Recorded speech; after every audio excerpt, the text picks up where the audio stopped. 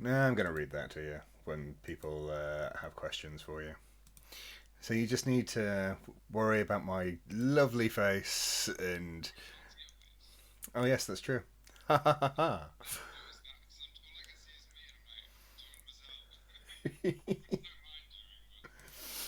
uh,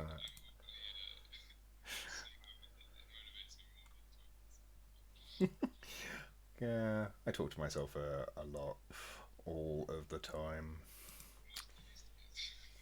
Yes, I mean, there's no one else to talk to, so that's all there is to go on.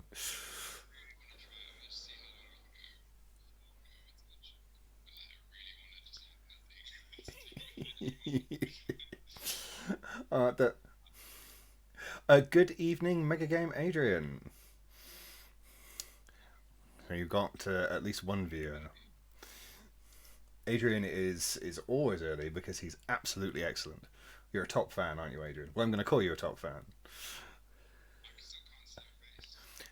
Yeah, yeah. So just to have you heroed, let's actually see. Can I pin an image if I turn my camera on?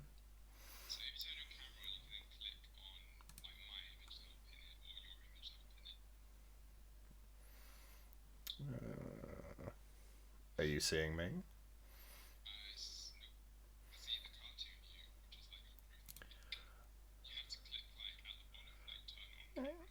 Oh, it's not letting me turn my camera on.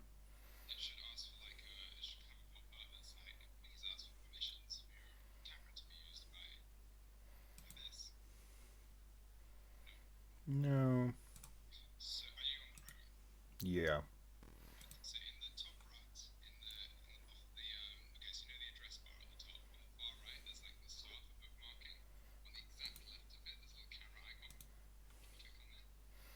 Well, there we go.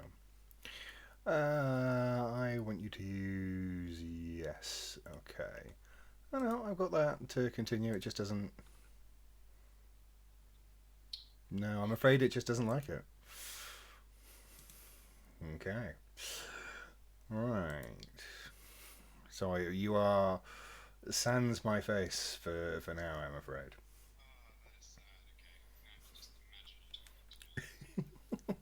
Uh, you can't hear Ben properly. Okay.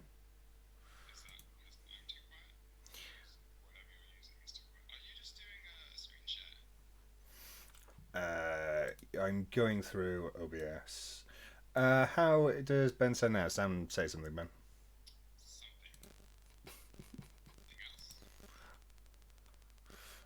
Uh, can everyone else hear Ben? Okay.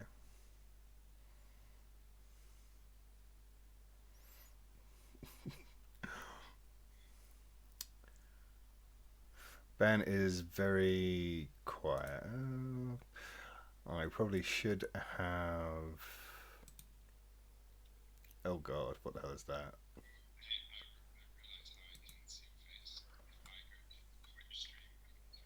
Okay. Okay, I'm gonna switch back to Skype because I'd rather. I know that works. Um, because I don't know how to fix you being quiet. Essentially, in 2 seconds. Yeah.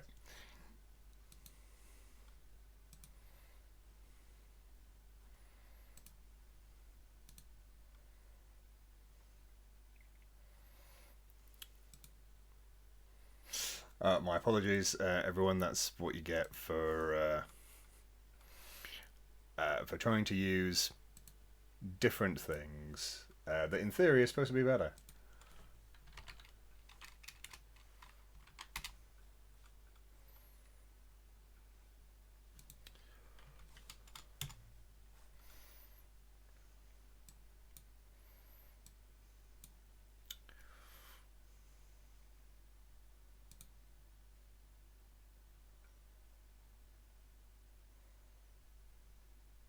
So hopefully he'll be back in just a second.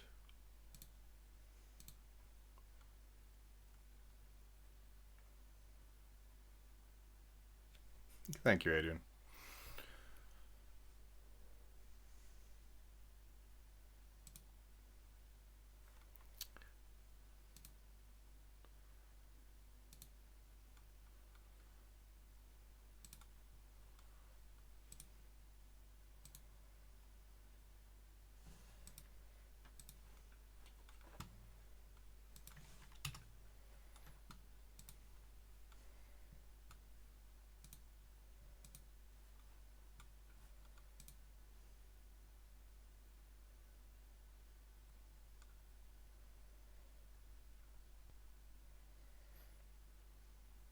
One hopes I haven't managed to break everything.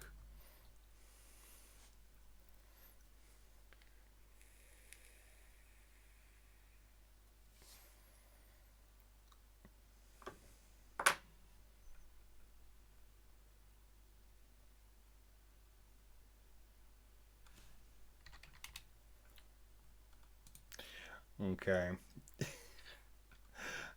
Well, that Skype pic is from several years ago when I was on a train up to Leeds. That was when I was spending I spent about 140 days in hotels that year. That was a busy year. Yes, excellent. There we go. Okay, right. So, people, what are your questions for Ben? Put some questions in there. So we've got Ben Hirsh with us today. He's a lead game designer for a medical tech company. He's the designer of Starships and Six Shooters, which should have run 10 days ago with Horizon Mega Games. Unfortunately, our problem has persisted with COVID, so hopefully that will go away. But yes, what are your questions for Ben? Let us know. So first of all, we'll start off with something from SurveyMonkey. So, how long did it take to finalize the game design for the app? Sorry, how long did it take to finalize design for the assets of your recent mega game, and how long from then to manufacture?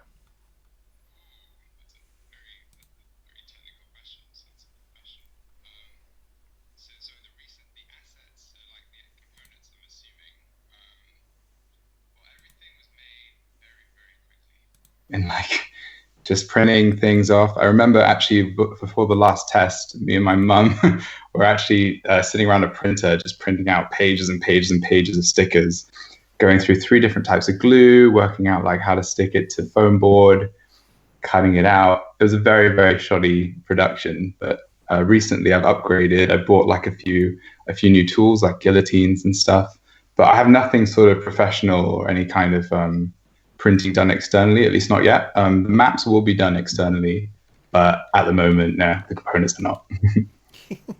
So,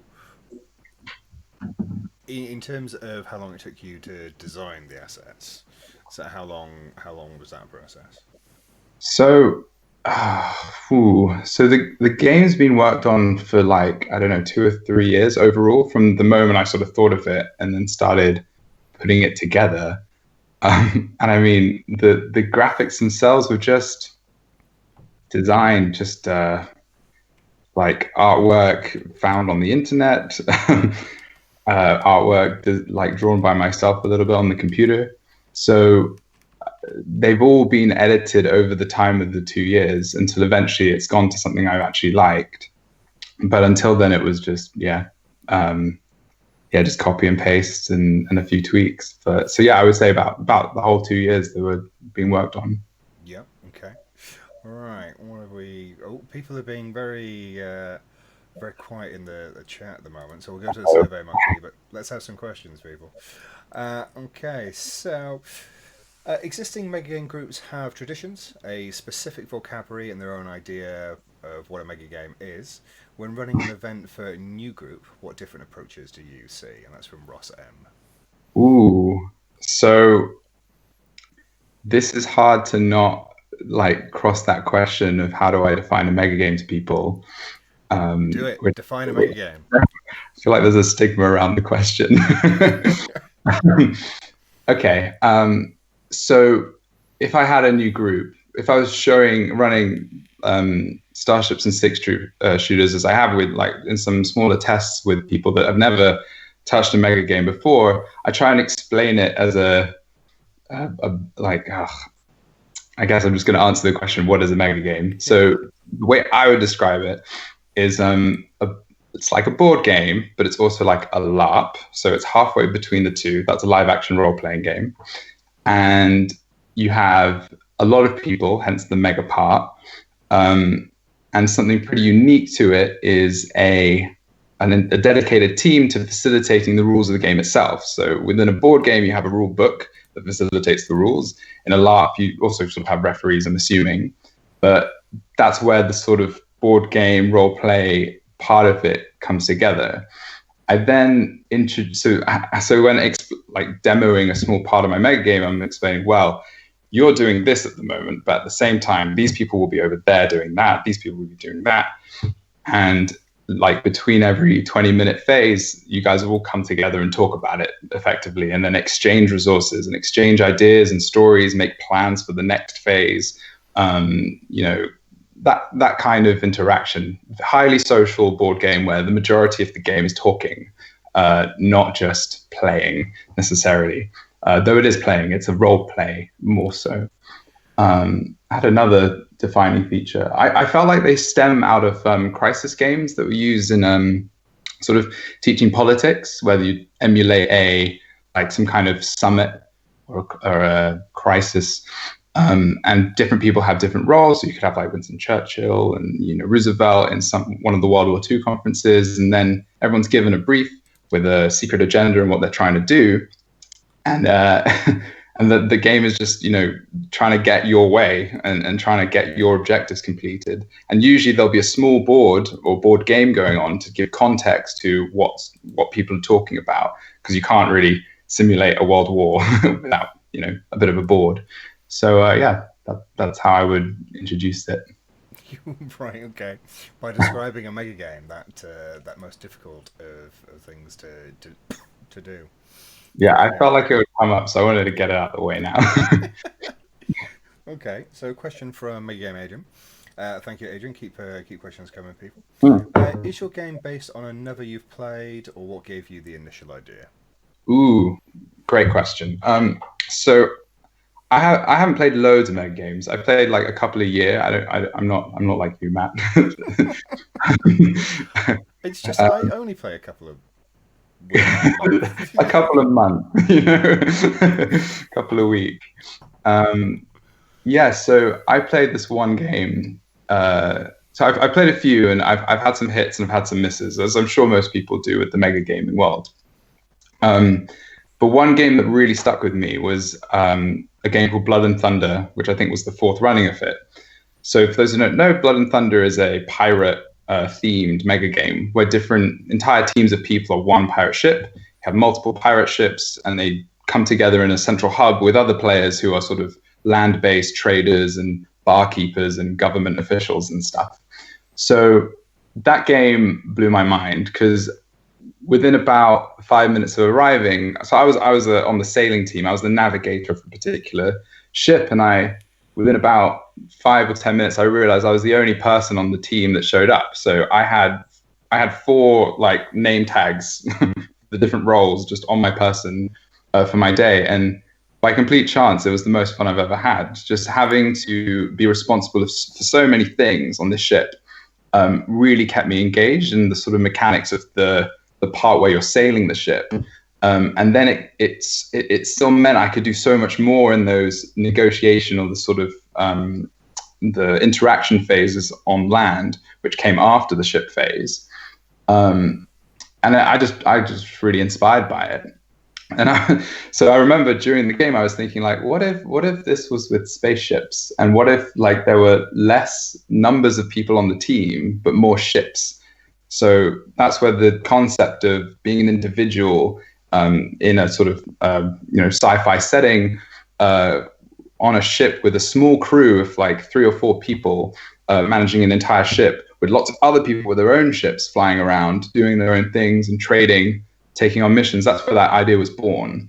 And the thematic sort of edge I was going for was that same feeling I had walking off the pirate ship into the bay and talking to all the locals.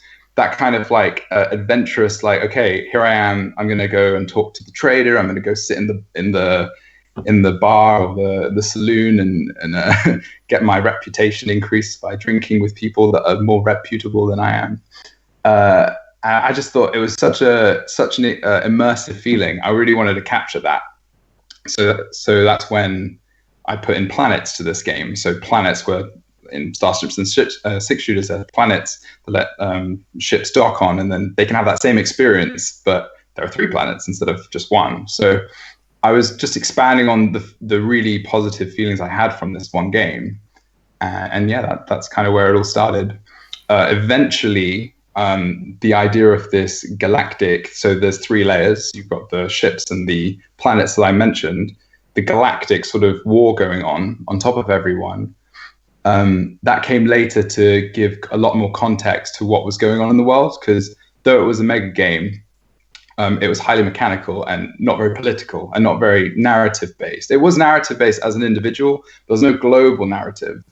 And slowly, that sort of highest level gave so much context to the other levels that it just came together quite nicely. So yeah, that was the main inspiration, Blood and Thunder. Yeah, okay. So I'm going to skip down a couple of questions to Chopper Park 21. So, Ooh. how did you first become interested in mega games? Just because it kind of segues on nicely, because that was your first mega game. That's when you kind of fell in love with them. Well, I hope fell Yeah. in love with them. So, how did you become interested in them in the first place? So that wasn't my first mega game. That was like the fourth, maybe fifth mega game I did. The first one I did was Watch the Skies. So I feel like this is a common theme. But there's a there's a YouTube video by a board game review group. I don't know if you've heard of it, Matt. It's called so they're called Shut Up and Sit Down, and they've made a review video for a mega game, and they usually do board games, and they're really funny guys and really entertaining. I've met them as well. They're really lovely people.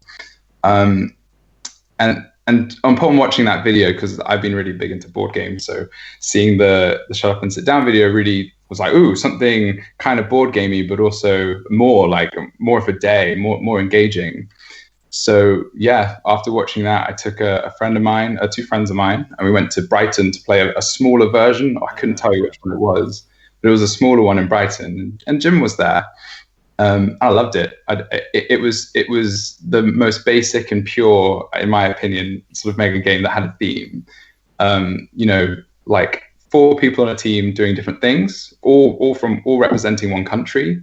Another room with another team of alien people invading the planet, not knowing what their agenda was, which turned out to be quite a noble and nice thing to do. But it really showed that human. I think that was just this moment where we were agreeing to like make peace with the aliens, and then they were gonna, all of a sudden they were going to declare like a full scale war, and I was like, what? How, this doesn't make any sense. Later you find out that China shot down one of their ambassador UFOs, and that story just stuck with me because we're all in stitches. Just of course China blew up, obviously. Yeah, and the very last thing I really enjoyed about that game was I was on the council. I had the council game, so I was joining the UN and looking out for like global threats that weren't necessarily the aliens. And I sort of commissioned the military guy on my team to use his units to discover something. And he sort of came back and was like, "Oh yeah, there's nothing there. It's all cool." I was like, "All right, fine." I didn't realize that he was actually like part of some cult Cthulhu theme going on in the background. I had no idea about. And there was something there, but he just, lied to me, and I was like, okay. And I loved that. I thought it was cool because I just had no idea that there was this entire other plot in the background. And I think ever since then, I really fell in love with mega gaming. And yeah, it was that Watch the Skies game. Yeah. As Mega Game Adrian puts it, so you're another Mega Game addict, Ben. I think. So Ben came over to. I'm just going to put a question there. So Ben came over to Gen Con with me and a few of the others last year, and we played a bunch of Mega Games. How did you find playing Mega Games at a convention different? And let's throw in there, how did you find the American style of games different as well? Ooh, okay. So I mean, first of all, mega game addict. That's an interesting. There are other people more addicted than me, so that means I'm not addicted. I think. I conversely spent most of my time at Gen Con at the board gaming scene, and some of the other things that I can't really access in the UK. Like there's a few franchises I really like in America. However, I did engage a little bit with the mega gaming, particularly sort of joining Matt after he was completely tired from a day of back-to-back mega games, like, crawling around. And even now, video myself, and felt quite sorry for you, but very self-inflicted. But I really, I just noticing the different friendship groups, or not friendship groups, but the hobby groups. Like, we in the UK we have, or at least in London, we have a very, actually the whole UK, we have a pretty central core group, and you recognize a lot of the faces. And obviously in America, you just don't. Like, there's completely new people I've never seen before, and they all kind of took a very different approach, just sort of from a social perspective. I thought the games were almost a product. They were like a thing, rather than an event, if that makes sense. But at the same time, there were so many similarities to the way people talk, the way people describe the game, the way people act, like role play within those games. So just witnessing that, I was pretty much observing the games rather than playing them. That was really interesting. So that's what I sort of found as a sort of common and difference from Gen Con. So it was a really good holiday. I had a great time. Yeah, it was absolutely excellent. I don't know if Gen Con's going on this year, Oh, but it probably isn't. But I definitely would say in future years people should get themselves over there if they can. So, no question, Big M Adrian. What's your favourite style of game, not including your own? Crisis, historical, fantasy. And just before you answer that, let's have some more questions, everyone. okay. So sorry, fantasy, historical, and what was the other one? Crisis. Crisis, historical, fantasy, or any other type of thing do you have? Ooh. So I think they overlap a little bit, those three. I think a lot of them are crises, though I would probably pick thematic. I mean, that's the short answer. I haven't done many historical ones. In fact, I don't think I've done any historical ones.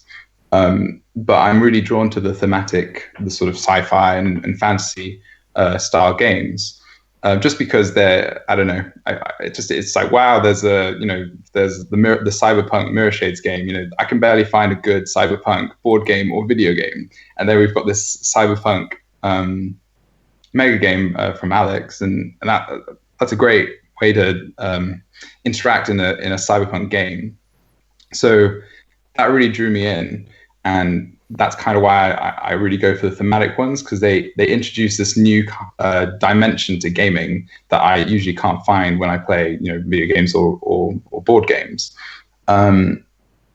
Most of the games I do end up playing, so probably not Mirror Shades, but for example, Crisis in Elysium, it feels like a bit of a crisis.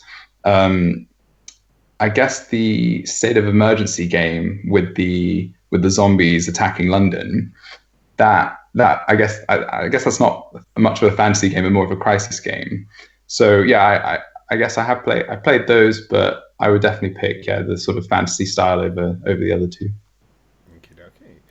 All right, Hallie Hank. Thank you, Hallie Hank. So, in making Starships and Six Shooters, without spoilers, did you find a mechanic you liked at first didn't work, or a mechanic that popped up at the 6th hour from nowhere? So what do you mean by the 6 hour from nowhere? What does that mean?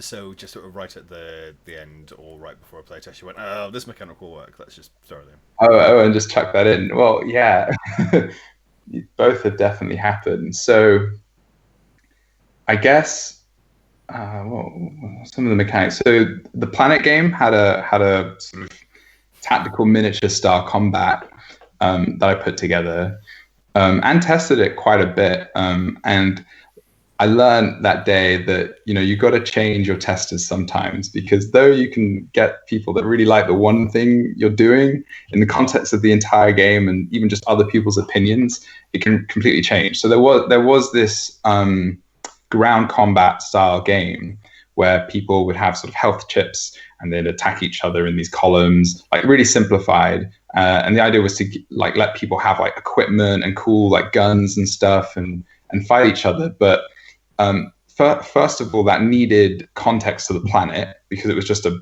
battle system effectively. And I think Matt unfortunately fell victim to the 6 hour mechanic I put in before the first test, which was basically giving that an area control mechanic on the top. And that just didn't work at all. It fell apart. And it didn't just fall apart, it all fell apart. Even the battle plan, the battle mechanic fell apart. So yeah, that's when I kind of learned two things. You know, one, change your testers up, and two, don't stick something in last minute. Which seemed like no brainers. For some reason, I didn't listen to myself. But since then, those mechanics have been massively improved. And now we've got a lot. I've sort of taken the feedback from that session, and the game, that part of the game is less about combat, more about siphoning of resources. I remember someone mentioning on the test that would be more interesting. And even it's now got like a level of sort of building and sort of creating a like a base and moving borders around, like I say, mining and salvaging resources and also stealing from one another. So less about killing, more about like acquisition of resources on the planets. So that was nice. A last minute thing, there is another 6 hour thing which was going to be put into the recent launch date, which is now being cancelled, and that was a trading mechanic for the individual starships to do. So, without giving too much away, at the moment, people could hire spaceships to do stuff. They would fly around, they'd go somewhere, they'd do a mission, they have a great time, they high five, they come back home, they get paid, and they do it all again. That changes over time, so it's not doing the same thing over again for the whole day. There's a bit more flexibility on what they can do. They don't have to fly every time.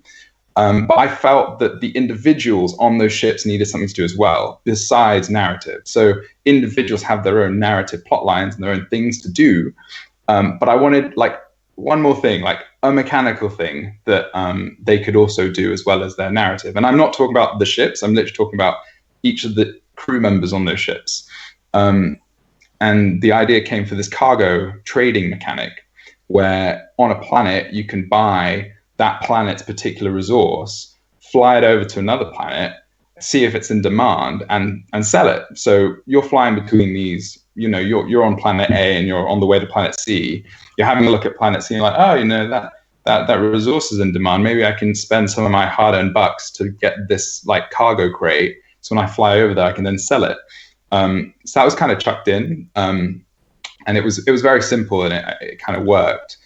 Given that my launch date has been pushed back by about 5 months, I decided to basically stretch that out into a much more not engaging, but it ties together more with the rest of the game. So now the planets are a lot more involved with that trade good mechanic, and the other people on those planets can run black markets to siphon those incoming trade goods from those people selling them, so that there's a bit of a dynamic there of who to sell to. That's just more choices for those players. But yeah, what started off as a 6 hour mechanic has now become like a core fundamental system to the economy of the game. And yeah, I'm looking forward to how it turns out. Actually, it's kind of it's my favorite part at the moment. Yeah, excellent. Okay.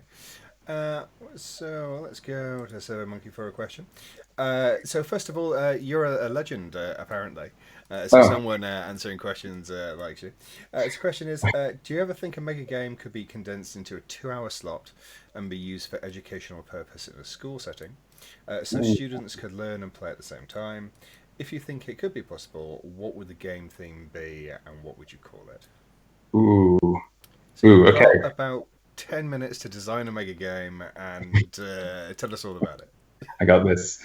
I mean, 100% though. I mean, I think that's completely possible. I mean, I've played 2 Rooms and a Boom, this game right here, which to me feels like a mega game.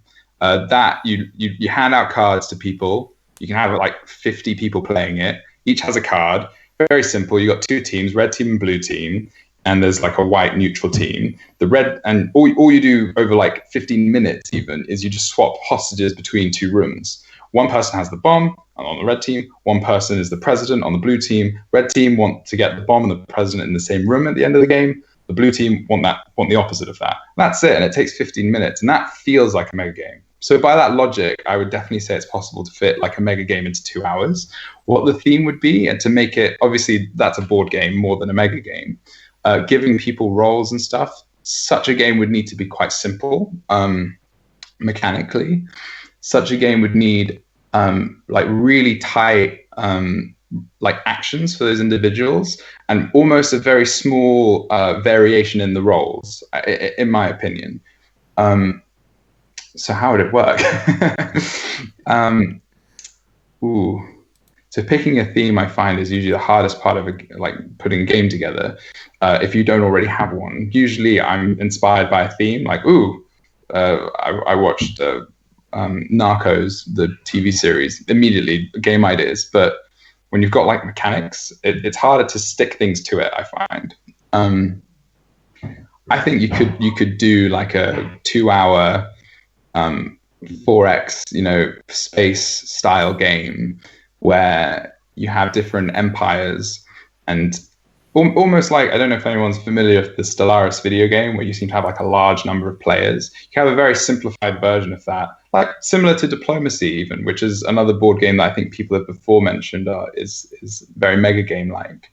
Um, that's a very long board game, which is why it feels like a mega game. But having just a big board, lots of individuals out, some political goals, a very light political mechanic, for like the sort of space, whatever alien races you've got involved in the game. How am I doing for time? You got a couple of minutes. You got a couple of minutes. I can keep going. You know, I'm being quiet about it. There's part of me that wants those alien factions to have asymmetrical abilities, asymmetrical ships. Take ages to design, but that would keep it interesting for those playing, not having to learn about other people's abilities, but then sort of being attacked by those abilities, or not. One particular race could be all about the political side of the game. So yeah, that's just like what comes off the top of my head. Mainly because I was looking at a box on my couch over there, which is a Space 4X game. Well, but we look forward to you designing that and running it online in a couple of weeks then. Oh shit! You heard it here first, people. You heard it here first. I will kind of interject and say there as well, for the person who asked that question, Harry Hank, that Paul Howarth, I forget the name of his company now, but Paul Howarth, who kind of lives up in Pennine, Mega Games, actually does run Mega Games for schools, and he kind of cuts them down. So they can absolutely be a teaching tool, and they're actually Darren Green, who's actually going to be on this very show in a couple of weeks, runs games for kind of corporations as well. So and Jim Warman, at Perspective, his company, does that. So they're absolutely games can be used for those type of purposes. There's another one actually. There's quite a famous example I learned about in a job I used to work in, where it's like teachers management skills. I think it's quite a famous one. It's like an Apollo mission, and you have the different roles. I don't know if it plays in 2 hours, but that's literally put into companies. People are brought in, and you give everyone a role, and you're all just trying to make this moon landing happen by talking to one another and having these different like flight director and chief scientist kind of roles. So yeah, totally something you can put into management. Okay, so at the half-hour mark, this is where I ask everyone to like, follow, and subscribe the channel, please. So it kind of helps me do more of these in the future. So if you could do that, I'd be most appreciative. Okay, so from Syntax, and while we're here, some more questions, please. Come on, Hallie Hank. You're good for some more. Okay, so next one for Syntax. What's next after Mega Games? Do you see any type of evolution from Mega Games to Giga Games? Is there a way to get several hundred players and still have it be smooth, good fun? And Mega Game Adrian has pointed out the wide area Mega Game that Jim Warman ran a couple of years ago. That was State of What was it called? I just mentioned State of Chaos. Yeah, that was the first run of that, wasn't it? They did a Skype session on different countries playing the same Mega Game. I wasn't there. Sounded crazy.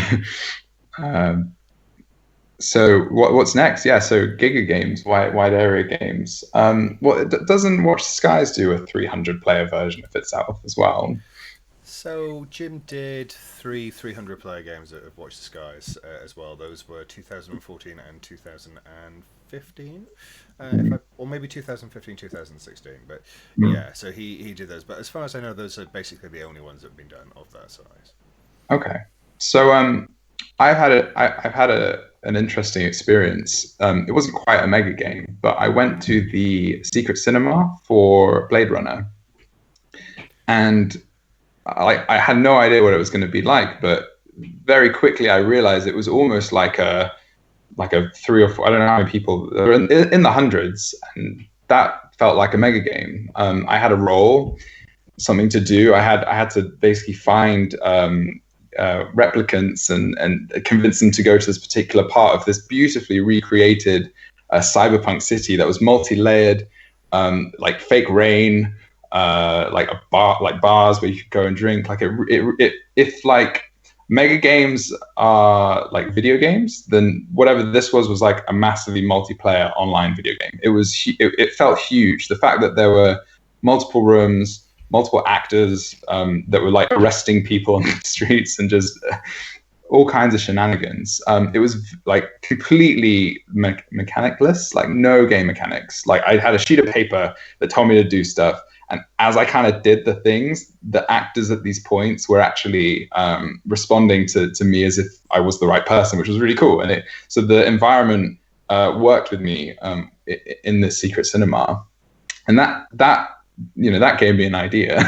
If we get the budget ever, and we can start recreating really big like environments that are a lot more immersive. That to me, that's the gigger. When you've got people, everyone dressed up, and every actor dressed up, and an entire recreated whatever of wherever you are.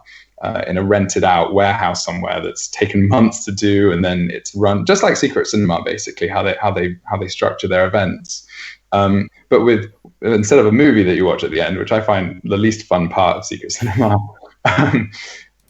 you're maybe having a debrief, or you've got like structured phases and a bit more game mechanics. So yeah, that in my eyes, that's where it could go. I don't think, though it makes sense for it to be more wide area and having multiple games happening simultaneously. I think that kind of has a lot of problems, and you're bottlenecking a lot of the interactions through the whatever medium you're using. So if it was a Skype call, you're kind of bottlenecking what you're doing with whoever's in charge of communicating to the rest of the world.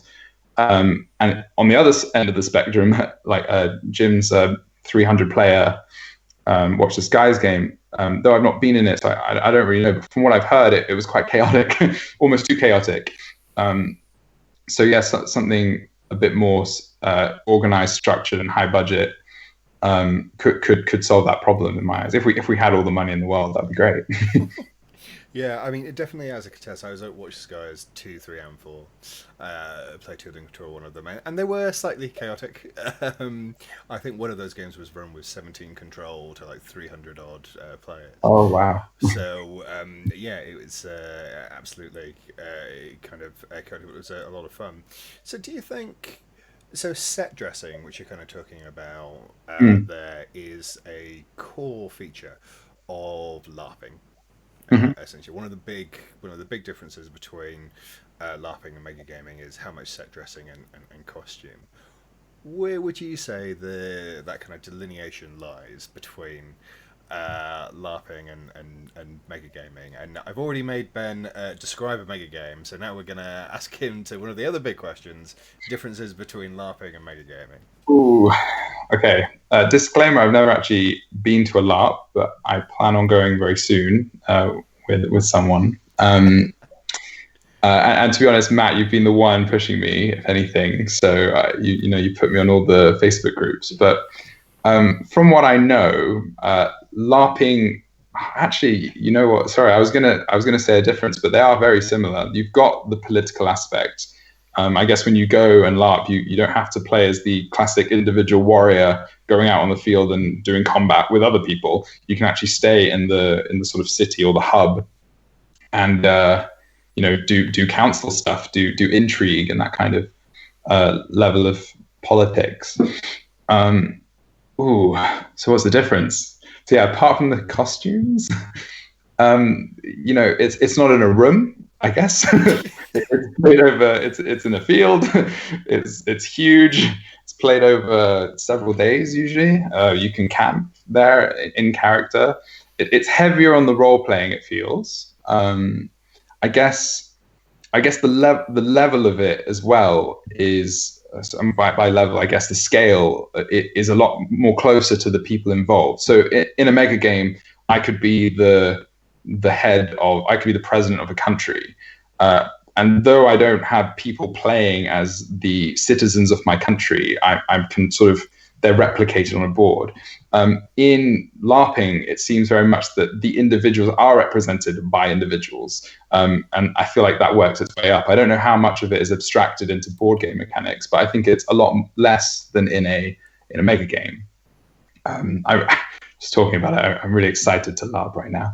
I'm excited Excellent. to try it. Another convert over to LARPing, which I'm a big fan of. LARPing is one of my second pillars of my addiction to my hobbies. So I'm very excited to get to Ben out and do that. So we got a question from Outreach. What about a legacy mega game? So continuing story and each game feeding into the next. So I'll kind of let Ben answer that, but that has been done recently by Jim Wallman again with over a couple of groups for an urban nightmare game. But go for it, Ben. Hmm. I've not been in one, a legacy. I have been in one, but I've never attended the sort of second running of it, or I've appeared midway through a legacy mega game. I guess it's difficult. With legacy board gaming, a lot of the fun from playing a legacy board game is that you have the same people you played with before, um, to share that experience, and that's quite easy if it's a 4 to 5 player board game. You just get those 4 or 5 people over again, and you just play the game. I think the struggle with legacy mega games is that it's very hard to get that same group of people in the same role, and though you can sort of alter the state of the game. You can sort of change the world within and the narrative and that level of plot. You could do that anyway if you ran the mega game for the first time. You could just say, okay, this happened. The only difference is you made it up rather than the players before it made it up. It seems like there's very little crossover unless you've got those same people like following on from those same roles they had before. In a way, a LARP is a lot better at that because, from what I understand, especially in some LARPs, you develop your character, you level up. So the next time you attend the LARP in a few months' time, you've gotten stronger, you've got more abilities. If you're playing that council role, the whatever happened last time, you're just continuing off as those same people, which has a greater effect almost on the individuals involved. Whereas in a mega game, continuing on the political aspect, sometimes it just changes the world and not the individuals of the game itself. So I haven't seen it, and I haven't heard of it being like this amazing thing. People aren't jumping to play legacy mega games as much as they are to jump and play legacy board games. So yeah. Would I add that to Starship and Six Shooters after it runs? Probably. I could imagine doing that, but I wouldn't sort of style it as a legacy thing. I would just say, well, I'm going to just continue on the plot from what other people did. But I might not. I might shake it up, but it's not like I guess it's not a priority for me in terms of the design. If anyone is interested in seeing a legacy game, Becky of Becky Blogs, Harrison and Chris, We Love the Internet, and I play a Pandemic Season 1 legacy game on a Wednesdays, which I stream. So you can come and see that tomorrow. Okay. So from my game agent, what is the ideal number for Starships and Six Shooters, Ben? Did it expand since your first inception, or did the numbers stay more or less the same from the beginning? Ooh, I think it's grown. So I add the roles in as they come up. Actually, no, sorry, that's a lie. It's been fairly fluid. I sort of had a first draft of roles and ideas, and as the mechanics are coming together, I have a bit of a mantra when it comes to designing this game, and that's everyone should be doing something at all times. I kind of learned that from the Blood and Thunder game I talked about earlier, where had my sailing team turned up, I might not have had a good a time because what felt like people's roles was actually enough for one person, and that was me, and that was great.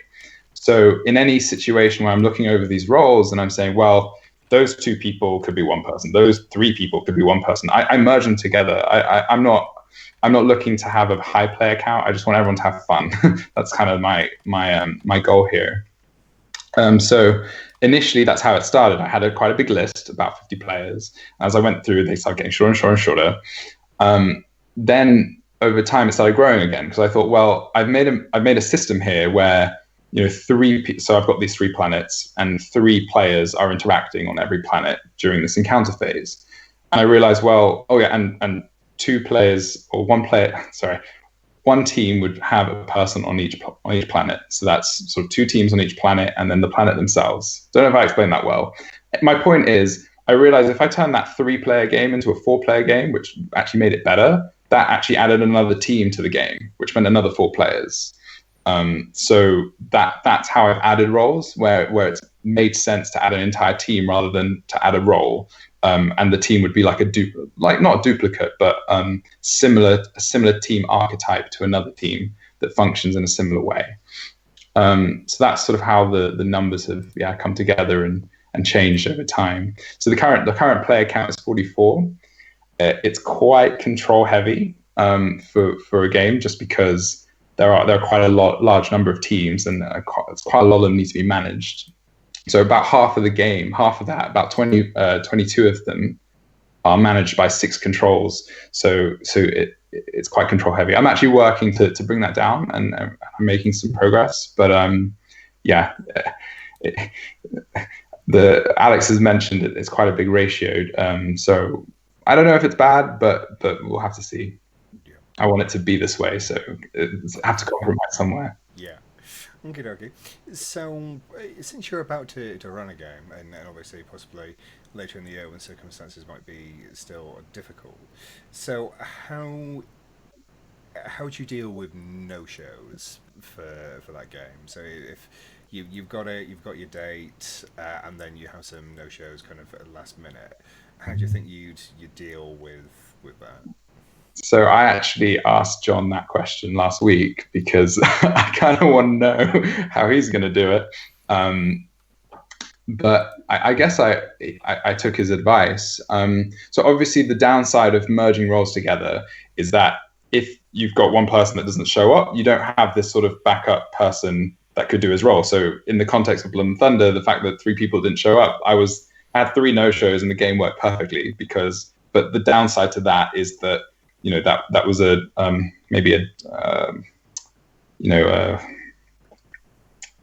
what's the word? Like the opposite of a diluted role almost. So I'm for what I've taken, it's a balancing act, and just trying to make sure that you don't merge the roles too much. And when someone doesn't show up, you either have someone there that can sort of fulfill that role, or you bump people up the sort of chain of command, so to speak. So even though my game is quite there's not too many like people in charge of a lot of people. There's usually a team leader or 1 or 2 team leaders for every role. So if anyone's missing, the people sort of in the lower tier will be promoted to that leader role. If the lower people are missing, or the people in the more operational side of the game, the people playing more of the board game rather than sort of managing the team, it still works. I've sort of designed it so that, like, for example, on those planets, 4 people playing a game, if one of those people don't show up, then it still works, which is nice. So most of the game will still function. The only part of the game that needs the people playing it is that intergalactic top layer where all the space combat's happening. The way I've actually approached that is that's the smallest number of players in the game. So if you imagine my 3 tiers, even though this is the most sort of narrative and sort of big part of the game in terms of scale, it's got the lowest number of players. And even though this is the smallest scale part of the game, it's got the biggest number of players. Not to mean that either of them is more or less fun than the other.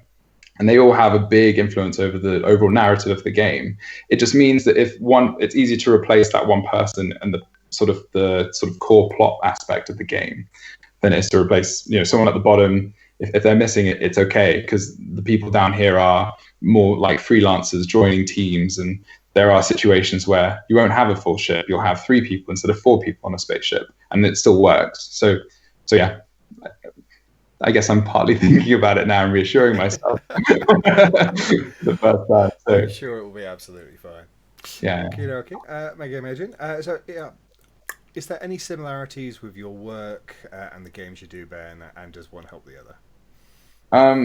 My recent work, not so much. My recent work is more about it's a completely different client base. So I make games for people who are like at work. I make games for people who are sick and who mainly suffer from stroke. And a lot of those people are very old. So a lot of the games I produce for them, they need to be simple. They need to like not only be simple but be engaging, which is the biggest challenge ever.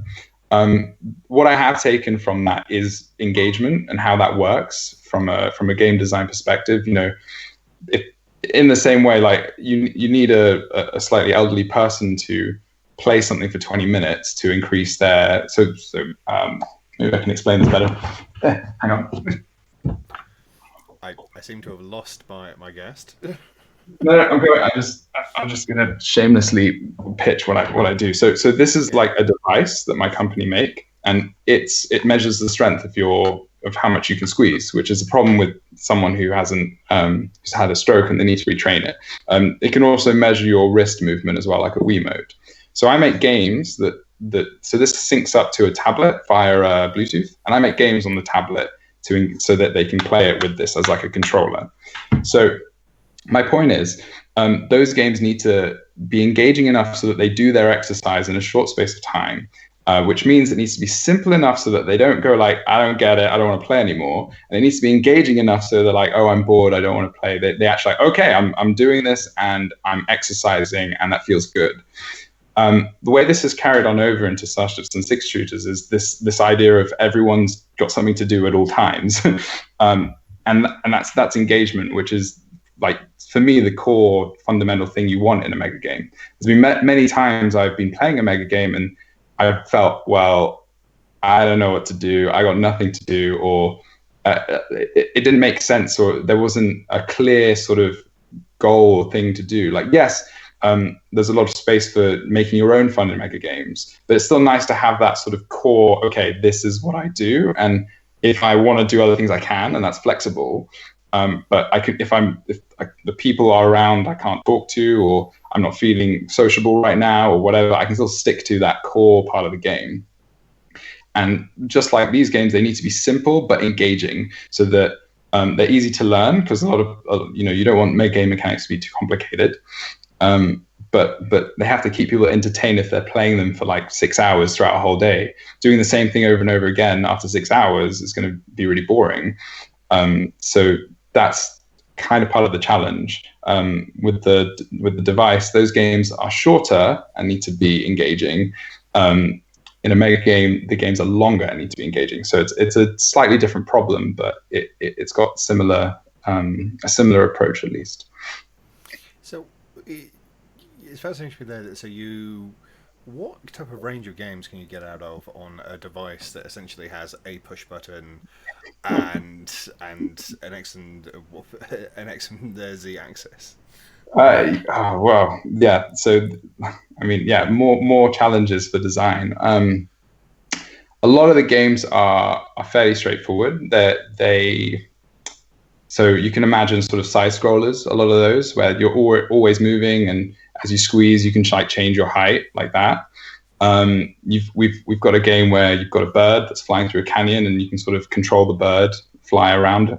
It originally worked like a joystick actually, which was quite cool, but way too complicated for people in suffering from strokes. I thought it was great, but you've got to. That's when I learned. It doesn't matter if I like it. It's not, just because I understand it doesn't mean it's a good game.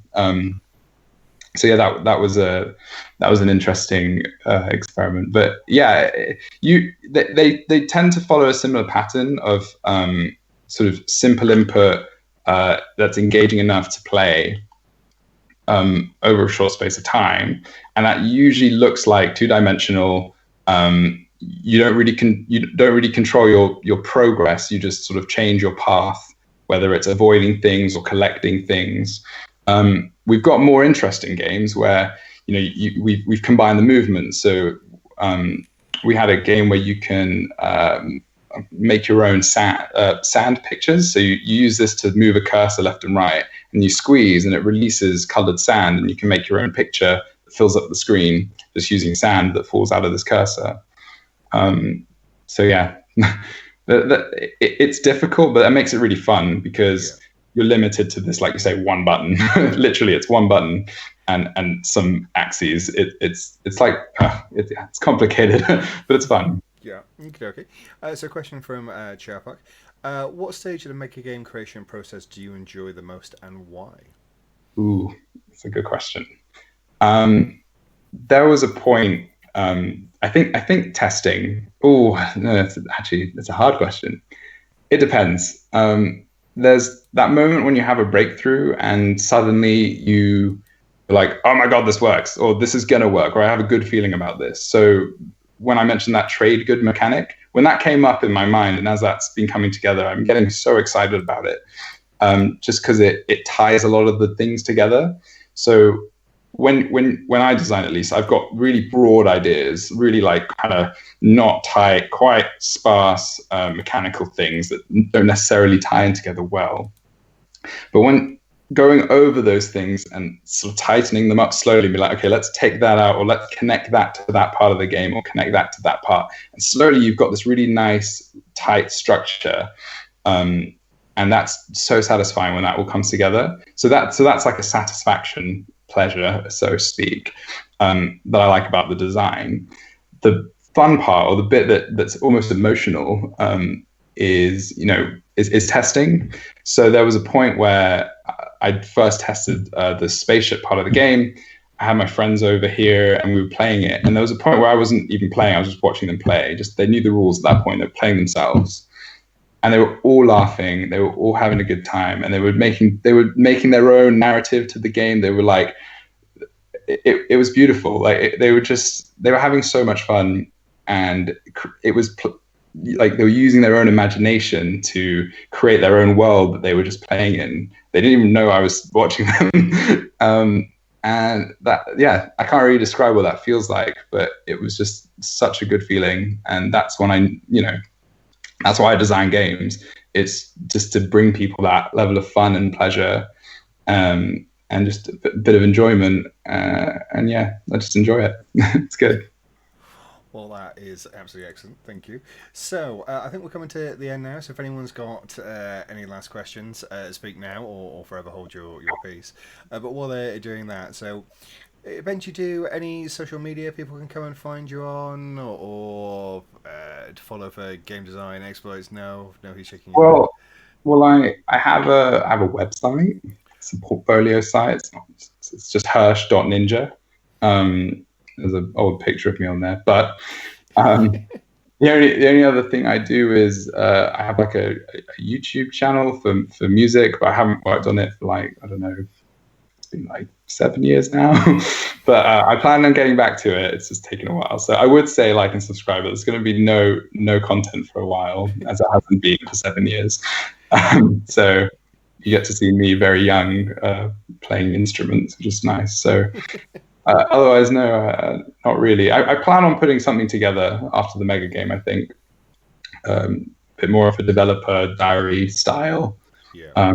Probably on that same website. So yeah, that's all really. Cool. Well, look out on the Horizon Mega Games page for more news about when Ben's game will be rescheduled for. It's actually 19th of September. Oh, 19th of September. I had missed that. I'm going to put that in my diary. People should have a look at that. As ever, this is Mr. Megagame, aka me, so please like, follow, subscribe, heading over to the Facebook page, which I put kind of events up on. Next week, we have myself, Chris, and Harrison, the Megagame makers. A lot we'll be talking, well, about anything you ask us, really, but about Megagame Assembly. They can talk about the new project they've got. We love the internet, if you love podcasts. Together we've been to about 160, 170 games. So Often an addict. we're not addicts. We're not addicts. My count is low 70s now, which is well beneath some people in the community. Was that for last year or was it? I, just, I don't even know how I would play 70 games in a year. Though if someone can find a way to make that happen, then yeah, okay, sure, I'll give it a go. But yes, thank you very much for everyone and your questions, especially the regulars, Mega Game, Adrian, Hallie Hank, Syntax. Thank you for keep turning up, and to all the new people as well. Thank you. Off we go. Thank you very much for coming on, Ben. Oh, thank you. Thank you for having me. Bye bye, everyone.